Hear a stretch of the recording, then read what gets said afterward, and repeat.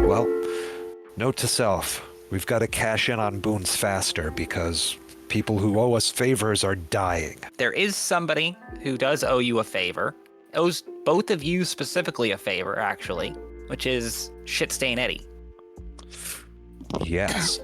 Because you guys went and saw him last time and talked to him and found out he was under the Sabbat's boot heel. But you didn't kill him or make him stop or anything. You just kind of left. No. And now Artemis is out of the picture and she was kind of holding his leash. It might be worth driving by to just see what his place looks like now.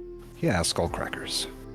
Yeah, Skullcrackers. Well, driving over there, it's not too far from Baron Orenth and in the same kind of neighborhood, but not quite as ideally located. It's between two abandoned houses, but clear activity. Chain link fence around it with dogs. Yep, I remember the dogs. Looks fairly active. There's people inside. There's a ruckus going on inside. Doesn't look to be a brawl or a shootout or anything, but there's people moving around in there. What would we even want from Eddie? Eddie was just making the stuff And selling it on the street. Yeah. And selling it to Darla. Right. You drive on by. Do you park?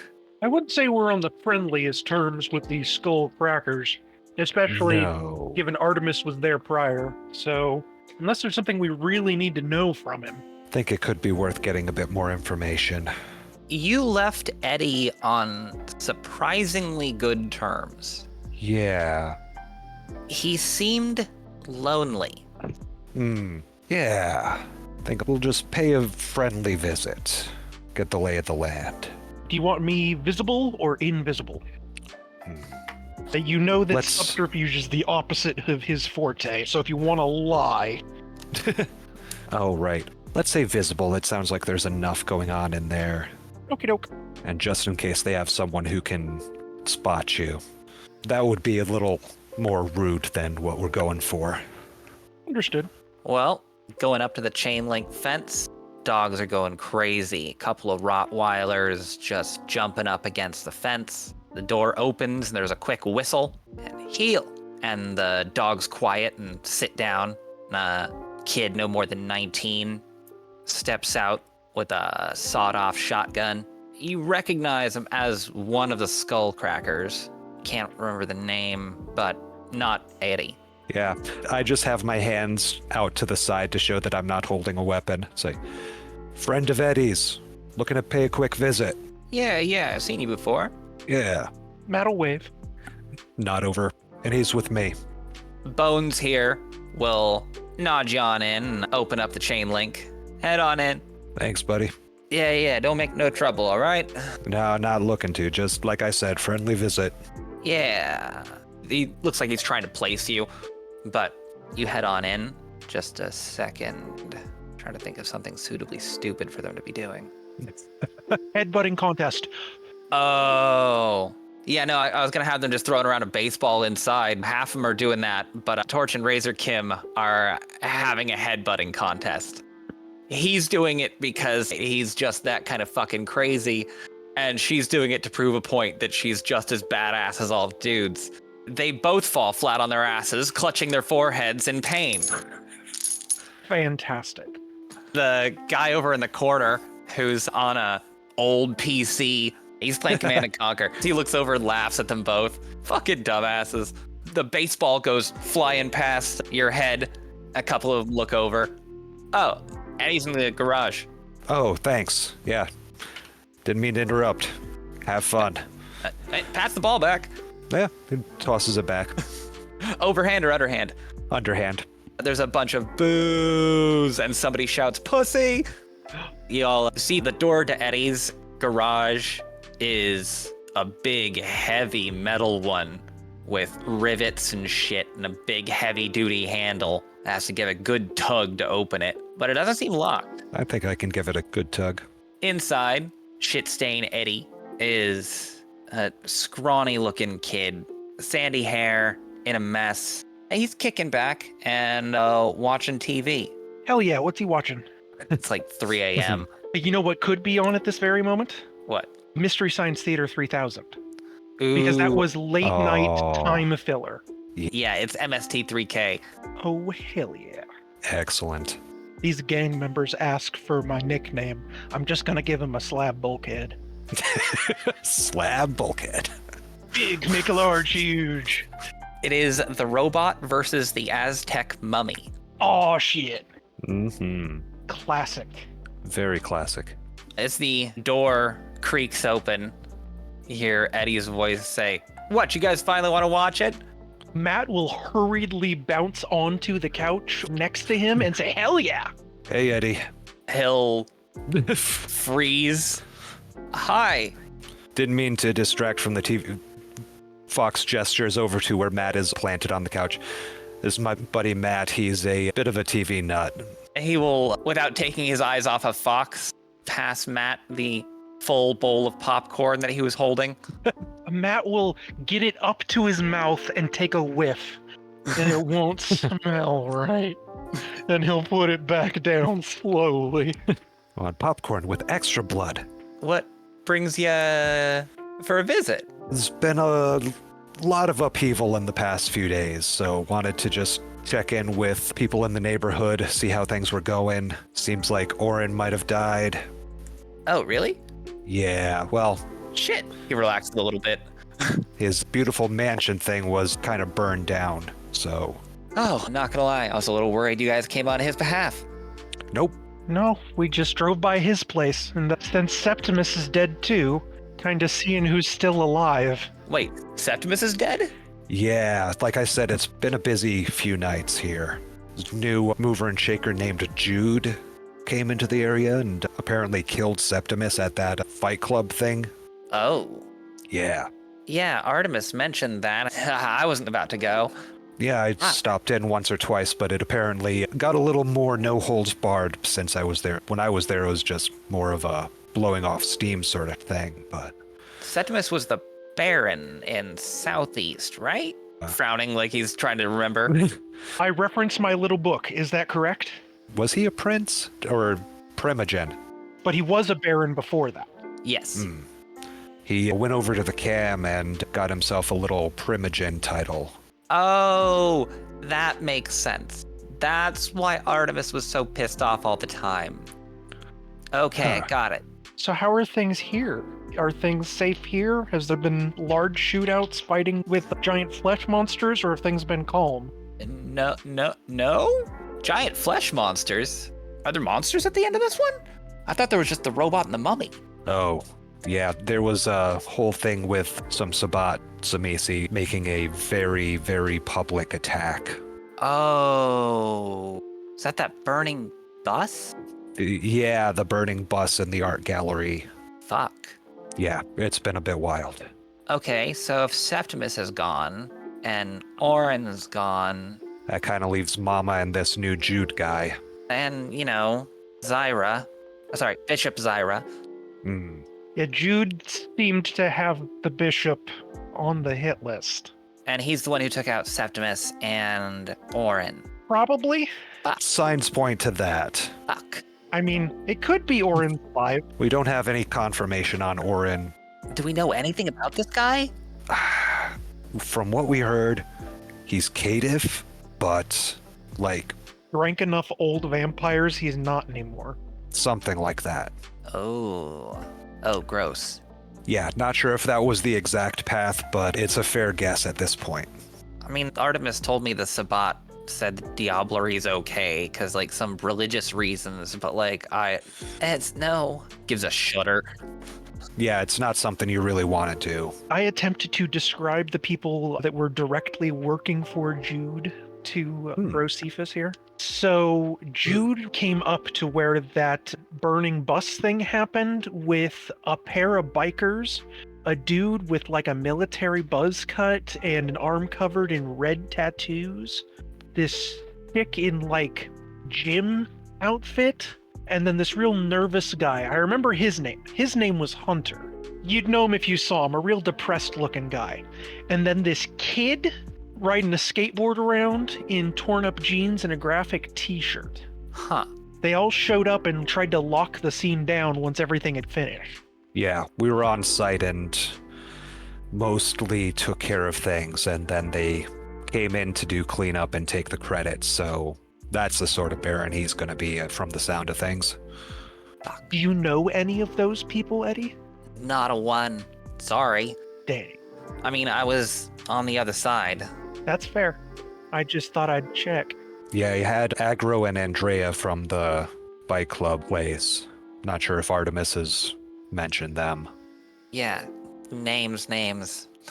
Yeah, it gets confusing after a while. That's why I like to keep my head down, but that's not the best option anymore, unfortunately. I mean, it's what I'm trying to do. Yeah. And you know what? You didn't have to fight any monsters this week. So genuinely, I think you may be onto something. Just keep my head down, selling to mortals. Though, one thing about that, and honestly, we did come here just to check in and for a chat, not for any threats or anything. But we did have to bury a body tonight because of your stuff. Wait, what do you mean? Because someone used it, some petite girl, and just socked a guy and took his jaw off as if she were a bruja. Oh, fuck. Like a cartoon. Yeah. So be careful where you're selling, or things may start coming back here. We're going to have another chat with Darla. That stuff is off limits in our club as of, should have been a couple weeks ago, but for real, starting now. Well, look down or not meet your eyes. Yeah. Fuck. Cool. Yeah, we're letting you know not to, like, be in your face about it, but if that shit is happening, it's gonna create more Masquerade breaches and more problems, and that's gonna lead back to you. Yeah, I just figured, you can't OD on it, and if you mix it with something else, it makes it real hard to OD on that. Fuck. Yeah. Be safe, right. man. Hiding out seems to be working for you. All right. I'll tell Darla she's cut off from that, right? I can Yeah. still sell her other stuff, right? Yeah, just not that, please. Yeah, we're fine with other stuff going through.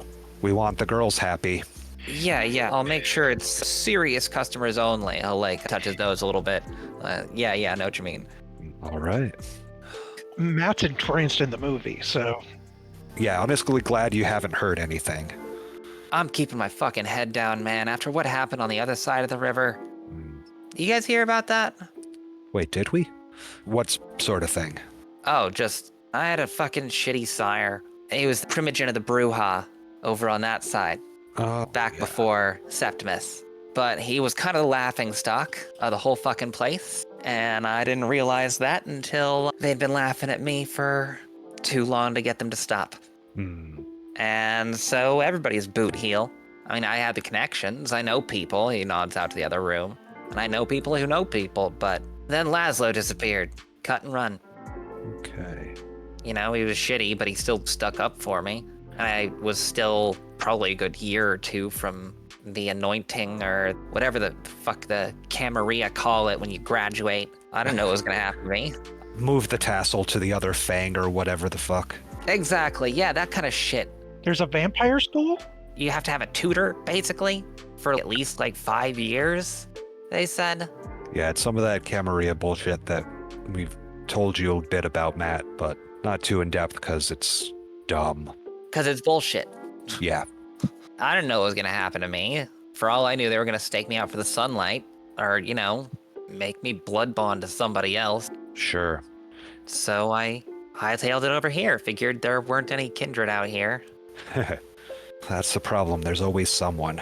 Fuck if there isn't already. Fucking Laszlo told me not to go in the forests. That's good advice. You know about werewolves, right? Until just this moment I thought he was fucking with me. No, he's not.